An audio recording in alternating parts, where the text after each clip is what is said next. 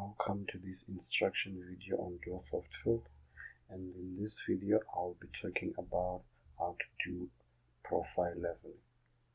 So your profile leveling is leveling that you'll do in order to place heights on side poles of a roadway that is to be constructed. So the side poles will be placed at an offset from the center line of the horizontal alignment to a design offset. So it's either that offset is to the edge of the road, or that offset is from the edge of the road to where the profile pole will be placed. Okay, so in order to get more into detail on this profile leveling, let's set up DualSoft Field. Okay, when it requests for me to enter a name, I'll leave it as it is. This is the name that I've been using since I started doing this video, so I'm going to leave it as it is. I'm going to select job from the main menu, and from here what I have done on previous videos is that I have created multiple jobs, and there's a job that I've created before that has all the information that I will need for this video. So I won't be creating a new job for this demonstration. I'll be selecting an existing job. So what I'm going to do to select from those existing jobs, I'm going to select wrong job, and from there this is where I can browse from the existing jobs and select the job that I want to use. And the job that I want to use for this demonstration is road 1 CSV. So I'm going to select that job. Okay, so as you can see now, under current job, road 1 CSV is my job that I'm working on now. So from that, I'm going to select OK. Okay, so since what I want to do now as profile leveling, I'm going to select leveling, and the type of leveling that I want to do is profile leveling. So from there I'm going to select profile. Okay, so as you can see from the top here, this is data that I have imported into this job. I have my PI's data, VPI data, and crossfall data. So in order to do profile leveling, you must have defined PI data, VPI, and crossfall. So let's select a PI. So this is all the PI data that I have imported into this job. Let's go back, VPI, and this is the VPI data that I have imported into this job. Let's go back to the crossfalls, and these are the crossfalls that I have selected into this job that I'm working on now. Okay, so to start up with the profile leveling, we have to select do profile leveling. Okay, so before you can start with the profile leveling, so you will obviously have to set up your level instrument. And now the thing that you have to do now is you must also have control points. Okay, these points, control points or known points. Those known points can be either a control point, a collection point, or a stake point. But that point has to have a known height, since in leveling we're dealing with height. So I have saved control points on this job. So I'm going to select here in order to choose the control point that I want to start from. And for this case, I'm going to start with control point number 1, which is CP1. And what I have to do now is, after I've set up my level instrument, I have to decide to change control point 1 and read my stuff and input that value here where it says backside. So I'm going to do that now and input that value here, and my value is 1.259. Okay, so after I've done that, I'm going to select next. Okay, so DualSoft will show me, okay, I've started at change point, control point 1. I've measured a benchmark of 1.259, and my collimation now is 179.919. Okay, so this is the collimation that DualSoft has calculated. Okay, So plus and minus, it allows you to increase or decrease the chainage. The L and R allows you to switch from the left hand side or the right hand side of the road. Okay, so let's go to settings down here. So when we go to settings, we want to do alignment and leveling settings. So for this example, I want the chain my data, the starting chainage is 0. 0.0 is fine, and the chainage increment I want to use is 20, so that's fine. The traveler is also 0.35, so that's fine. And now when we talk about the order of readings, this is the pattern of how I'll be taking my readings or observing or placing the profiles in this example. So the pattern I want to use is the meander pattern, so I'm going to select that. And if you want to be able to move you along your leveling ground, like if you find that you're moving way too far, the changes are getting way too far from where your leveling instrument is set up on, what you can do is you can observe a change point and be able to move your instrument without having to restart your whole leveling process from scratch. Okay, so these are all the settings that I wanted to change. So after I've changed them, I'm going to select save.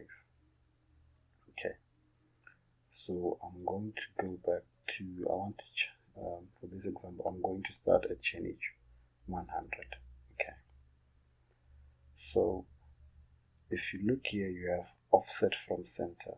Right now that offset from center is 6.5 meters, and the offset from edge is 1.5 meters. Okay, so which means that from that offset from center, if I subtract 1.5, the offset from the center to the edge of the road will be 5 meters. Okay, yes, the offset from the center of the road to the edge of the road is 5 meters, and the offset from the edge to where the pole will be placed, the profile pole will be placed, is 1.5.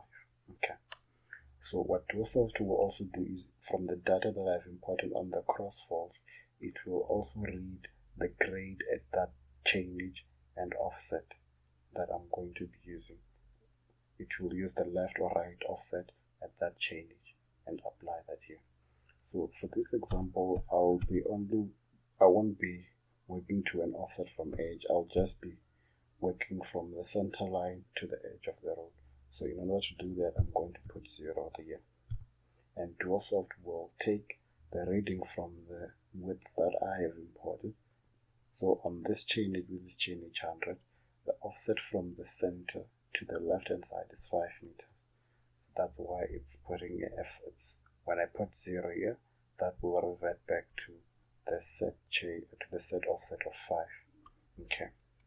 So now if I select traveler, because on the settings that I specify that my traveler is 0.35 meters, so that will be displayed there. If I want to change it, I can also change it, but I don't want to do that. So what I'm going to do now is select OK.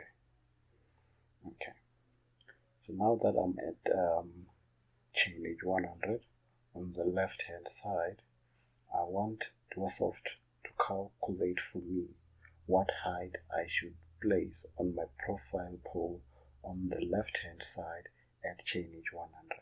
So what I'm going to do is I'm going to press calculate. So DualSoft will calculate for me the position of the top nail that I'm going to be placing on my profile pole and the bottom nail. So one thing to notice is that the height of your top and bottom nail depend on the design. So if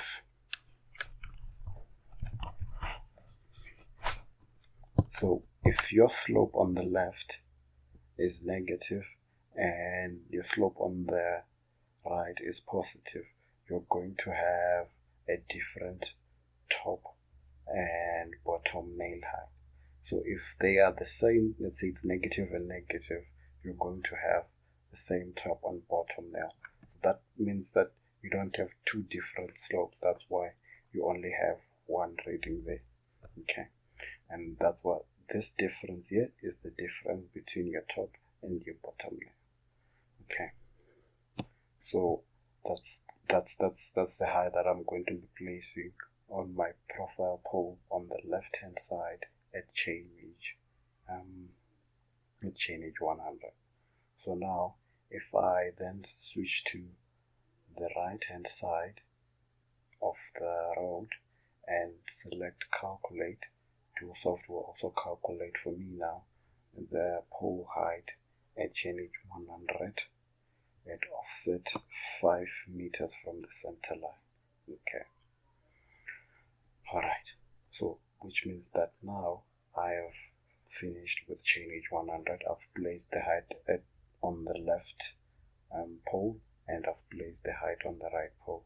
So to move to the next chainage, all I have to do is select plus, and DualSoft will increment to the next chainage. Okay, so I'm still on the right hand side now of the road.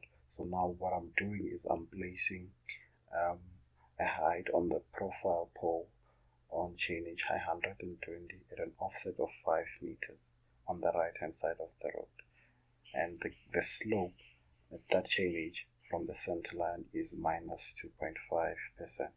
So now I have to calculate what height I will set that pole at.